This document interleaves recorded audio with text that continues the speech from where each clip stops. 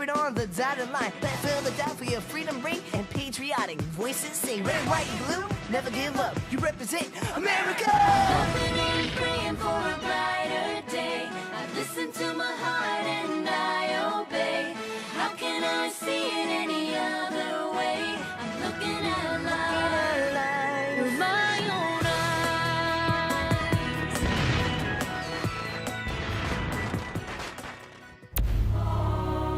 Here are some exciting scenes from today's episode of Liberty's Kids.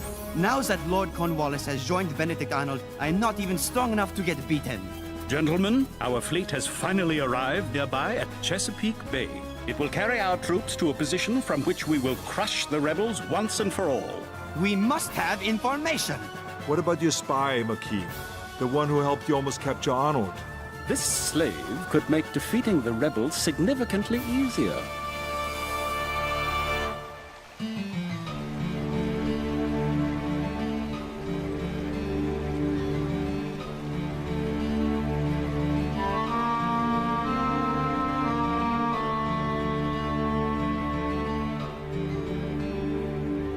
I have always thought that one person of ability may accomplish great things for the world if he first forms a solid plan.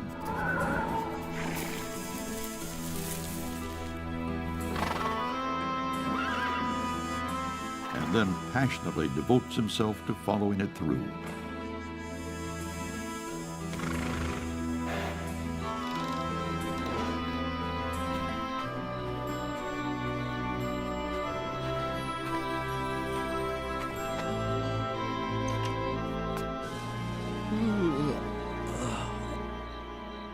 Huh? What is it, James? Master, do you believe in freedom? You know I do. I'm a patriot. I believe in this new country. General Lafayette left here only yesterday. I would like your permission to join him. Then I'll come back if I survive. All right, James. You may offer your services to the general. Thank you, sir. I'm much obliged.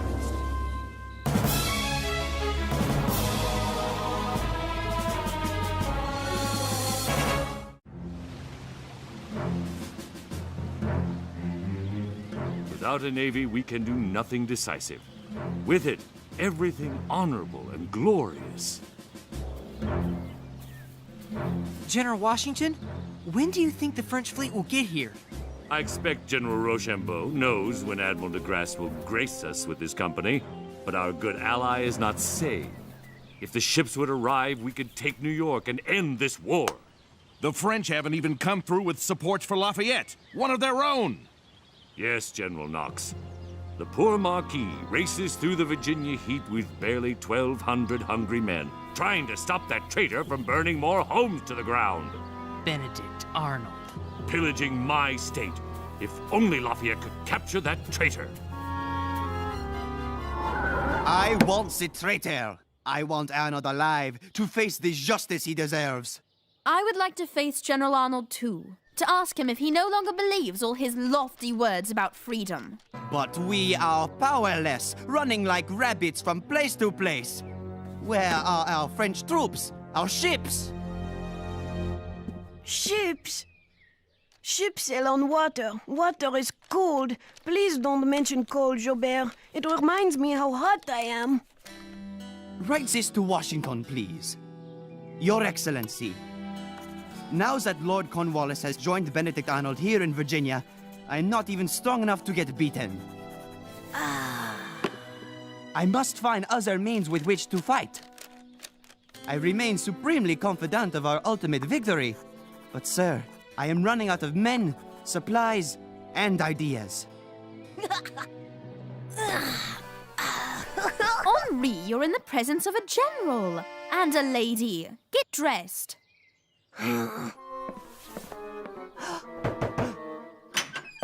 General, there's a Negro here who wishes to join us. Bring him in. Who are you, my friend? James, sir. What is your last name, James? My master's name is Armistead, so that is my name, too. How do you think you can serve our cause, James Armistead? What are your skills? Sir, I am invisible. Huh? I'm a black man. Most white folk don't look at me. They don't think about me. They don't care about me. They don't fear me. Do you have any use for an invisible man?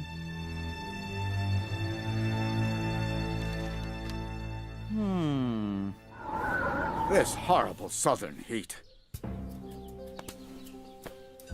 If General Clinton had heeded my advice and permitted me to crush Washington in the north, His Excellency would be a prisoner, and I wouldn't be in Virginia sweating like some beast of burden. General Arnold, sir, you ordered me to bring you any Negroes offering service? Ah, yes, in return for their freedom. They value freedom above all else. That is why Negroes can be relied on. Bring them in.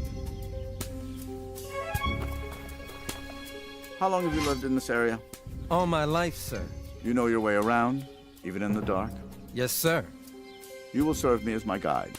First, clean my coat.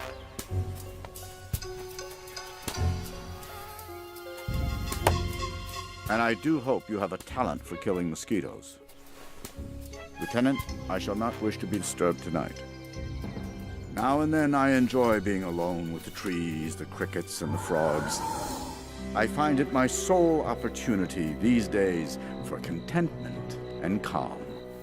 If and only if there is a matter of extreme urgency, you will find me by the pond, just outside the northeast end of camp, relaxing.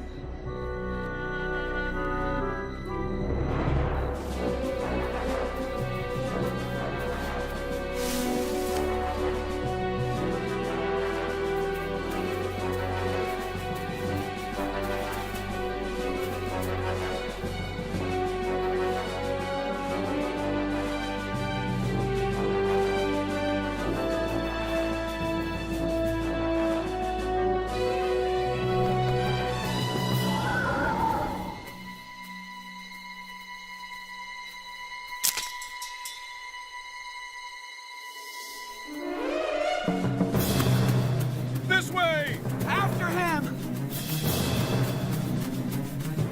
Over here! Where'd he go?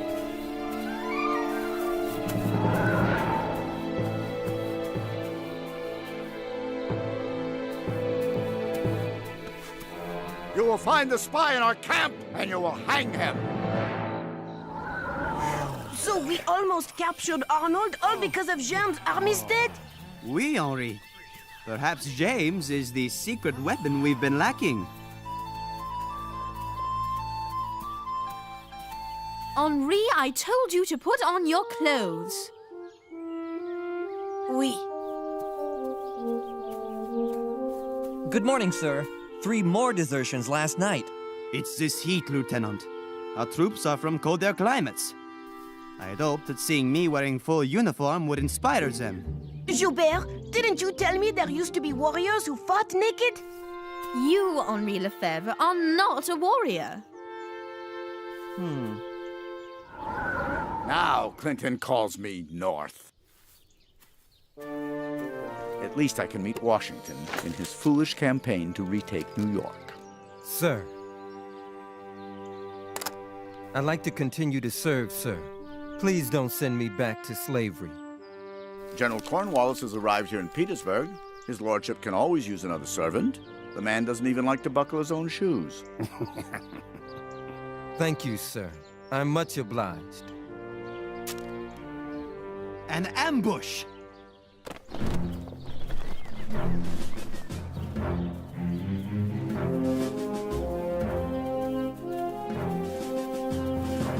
Captain Wayne, we wouldn't have lost any of your brave men at James River if we had intelligence of Cornwallis's plans. Thanks for the lightweight uniforms, sir. You are welcome.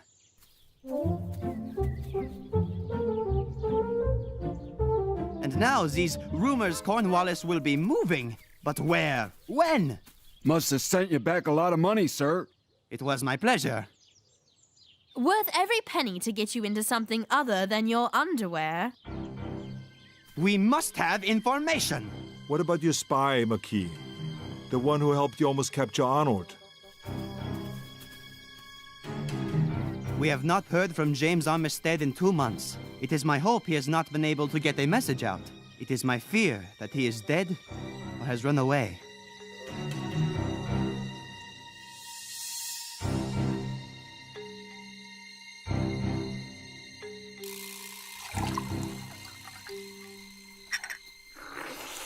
I asked the spies, "Sir, do you have any last words?" "Yes, sir," he answered.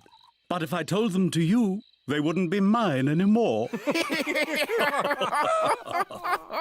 More pie? Ooh.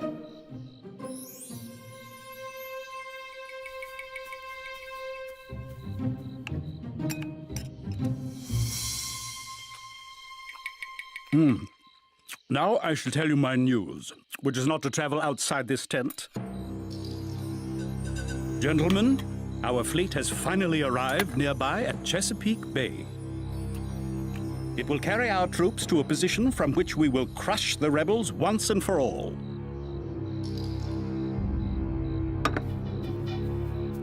We do not yet have orders as to where that position will be. Thank you, gentlemen, and good night.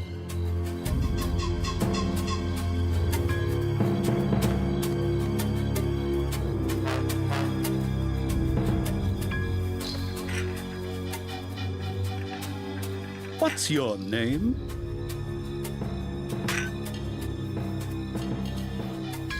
James, sir. James, I wish to have a word with you about something quite grave. Yes, sir? I wish to talk to you about spying.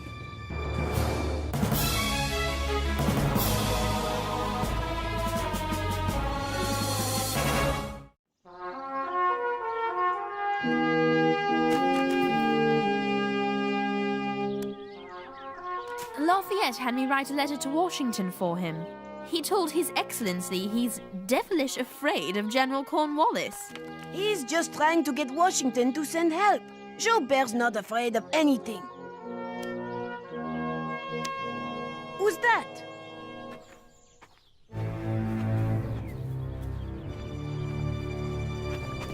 James Armistead!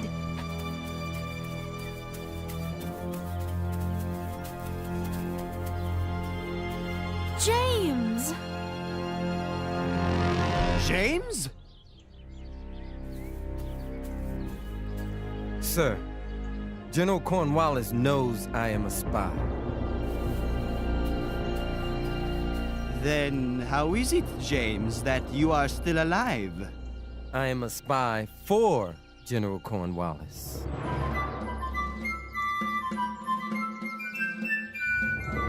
Cornwallis thinks you are working for him? James, you are brilliant!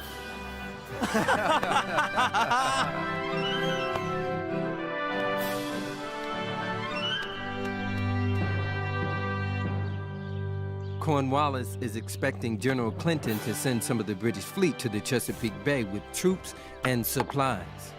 But where will these ships take the British troops, mon ami? If Cornwallis knows, he is insane, and he's careful with his maps and papers.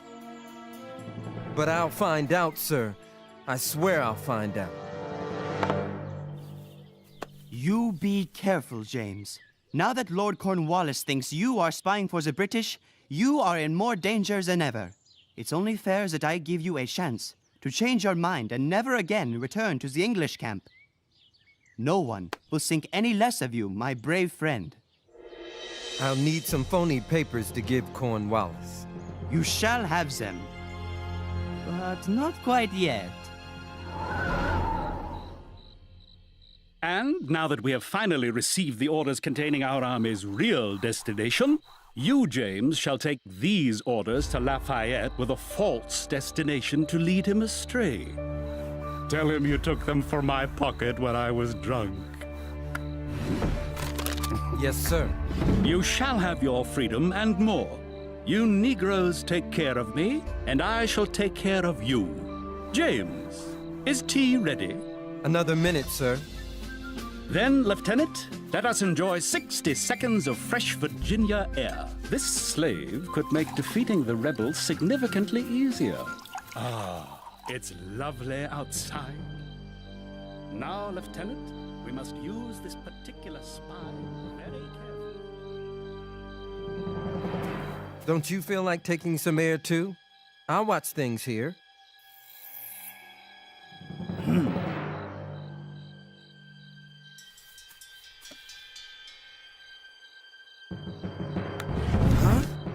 What are you doing? Simply the best crumpets I've ever eaten. I can only imagine the astonishment on my face. I know you'd be rewarded, but Delicacy in front of this grubby please little don't say anything. Please. I desperately wish I'd demanded the recipe from the man, but I was so surprised. I simply didn't think of it. I hope, Lieutenant, that our forces do not similarly squander such a splendid opportunity. Excellent. Cornwallis will move to near Yorktown here, where he'll wait for the British fleet to arrive in Chesapeake Bay. When his ships arrive, he will attack us. Washington must know of this immediately. James, how did you learn this? I was very nearly caught, General. I would have been put to death for treason if not for an African soldier fighting for the British. A man named Cato. Cato? Isn't that the name of Moses' brother? Yes, certainement! Cato! We must find out if it is Moses' brother. James, please don't put yourself at any more risk. But if it's possible to find out, it would mean so much to both of them. I owe the man at least that.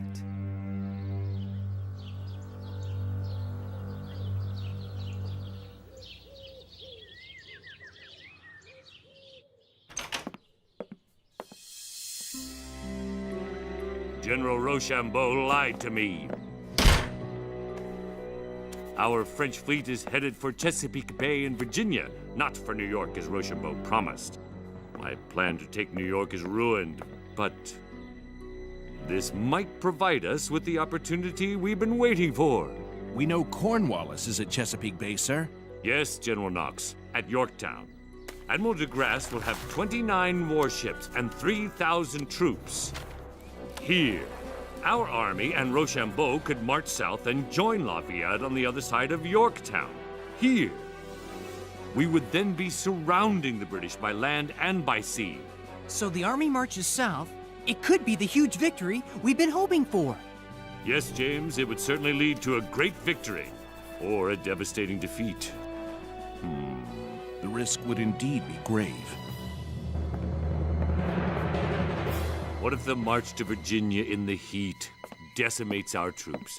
What if the French ships never reach Chesapeake Bay and leave us without naval support? What if we arrive here and the British fleet evacuates Cornwallis's forces? And worst of all, what if Cornwallis leaves before we even arrive in Virginia? News of very great importance is on the way. In the meantime, my dear Marquis, it is of the most critical importance that, at all costs, you prevent Cornwallis from leaving Yorktown. How can we hold Lord Cornwallis in Yorktown with so few men?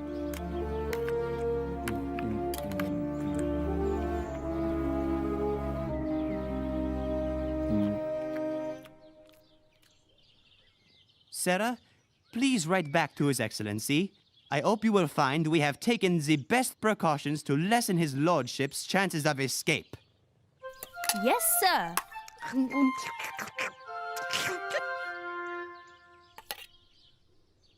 Is there any more, whatever this is?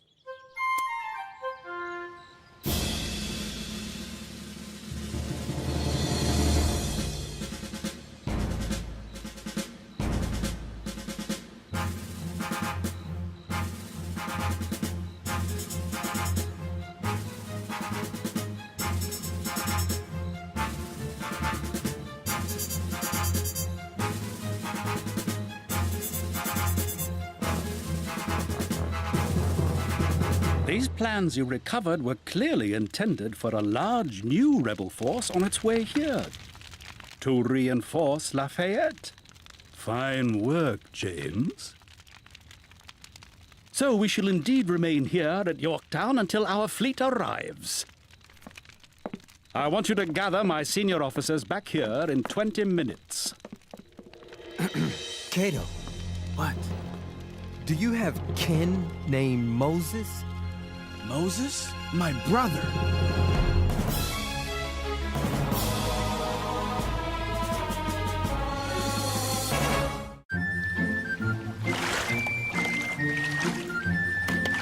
James, what do you think about during your long walks between our camp and Yorktown?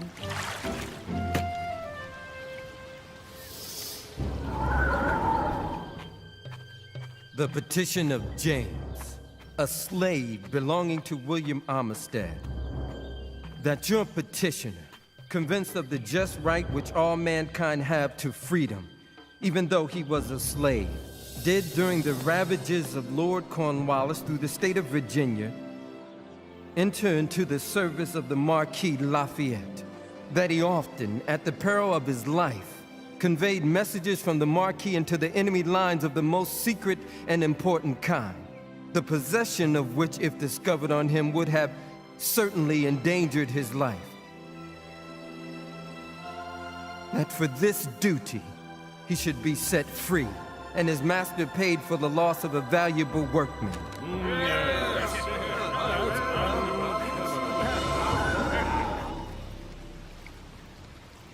Freedom, Sarah. Freedom.